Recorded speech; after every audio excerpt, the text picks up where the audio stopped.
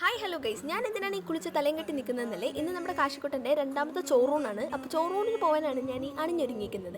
എത്ര അണിഞ്ഞൊരുങ്ങിയാലും നമ്മുടെ ഇന്നത്തെ മെയിൻ ആളെന്ന് പറയുന്നത് എന്താ എവനാണ്. വീഡിയോ എടുക്കുന്നത് കൊണ്ടാണെന്ന് തോന്നുന്നു ആൾ നല്ല പോസ്റ്റ് തന്നിട്ടുണ്ട്. രാവിലെ 7:30-ക്കായിരുന്നു ചോറൂണ്. അതുകൊണ്ട് തന്നെ നമ്മളെല്ലാവരും രാവിലെ തന്നെ എണീറ്റിട്ടുണ്ടായിരുന്നു. രാവിലെ 3:30-ക്ക് കിടന്നിട്ട് 4:30-ക്ക് എണീറ്റ വലിയ മഹാനാണ് ഈ കിടന്ന് കളിക്കുന്നത്. അവനതൊരു പ്രശ്നമേ അല്ല. എന്തിടും എന്നുള്ള കൺഫ്യൂഷനോടുവിൽ ഞാൻ തിരഞ്ഞെടുത്തത് ഈ സെറ്റുമുണ്ടാണ്. എനിക്ക് ഏറ്റവും കൂടുതൽ ഇഷ്ടപ്പെട്ട ഒരു സെറ്റുമുണ്ടാണ് ഇത്. കാരണം എനിക്ക് ആകപ്പാടെ ഉള്ള ഒരു സെറ്റുമുണ്ടാണ്. സ്വന്തമായി കൊടുത്തതിന്റെ സാറ്റിസ്ഫാക്ഷൻ പീക്ക് ലെവലിൽ നിൽക്കുന്ന പട്ടിഷോയാണ് നിങ്ങൾ ഈ കാണുന്നത്. വരി ഗൈസ്, നമുക്ക് ഇനി കമ്മലുമാലയൊക്കെ ഇടാം. ഓർണമെന്റ്സിന്റെ കാര്യത്തിൽ വലിയ ശ്രദ്ധയൊന്നും കൊടുക്കാത്തത് കൊണ്ട് തന്നെ ഏതെങ്കിലും കിട്ടുന്നതാണ് ഞാൻ ഇട്ടുകൊണ്ട് പോകാറുള്ളത്. അങ്ങനെ കൈ കിട്ടിയ മാലയും കമ്മലൊക്കെ ഇട്ട് നമ്മുടെ ലുക്ക് കംപ്ലീറ്റ് ആക്കിയിട്ടുണ്ട്. അപ്പോൾ ഇതാണ് നമ്മുടെ ഫൈനൽ ലുക്ക്. അങ്ങനെ ഞാൻ റെഡിയായി വന്നപ്പോഴത്തേക്കും നമ്മുടെ ഇന്നത്തെ താരമായ കാശിക്കുട്ടൻ നല്ല സുന്ദരനായിട്ട് വന്നിട്ടുണ്ട്. നല്ല നേരത്തെ ആയതുകൊണ്ട് തന്നെ നമ്മൾ ഫുഡൊന്നും കഴിക്കാൻ നിന്നില്ല. പിന്നെ ഓട്ടോ വെയിറ്റ് ചെയ്ത് നിൽപ്പായിരുന്നു. ഓട്ടോ വന്ന് അങ്ങനെ ഞങ്ങൾ നേരെ അമ്പലത്തിലേക്ക് പോയി. ഇവിടെയാണ് ഇന്ന് കാശിക്കുട്ടൻ്റെ ചോറൂണ്. ഇവിടെ ഇന്ന് ഉത്സവം കൂടി തുടങ്ങുന്ന ദിവസമാണ്. അതുകൊണ്ട് തന്നെ നമ്മൾ നേരത്തെ എത്തിയിട്ടുണ്ട് ചോറൂണിനായിട്ട്.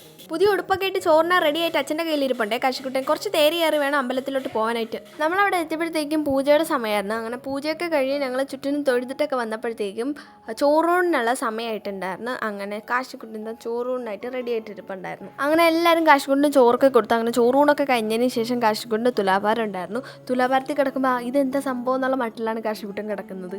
അങ്ങനെ എല്ലാം കഴിഞ്ഞ് ഞങ്ങൾ പ്രസാദമൊക്കെ വാങ്ങിച്ച് നേരെ അമ്പലത്തിൽ നിന്ന് ഇറങ്ങി വീട്ടിലേക്ക് പോയി. അപ്പോൾ ഇന്നത്തെ വിശേഷം ഇത്രയേ ഉള്ളൂ. അപ്പോൾ അടുത്ത ചോറൂണിൻ്റെ വിശേഷങ്ങളായിട്ട് അടുത്ത വീഡിയോയിൽ കാണാം. അപ്പോൾ ബൈ.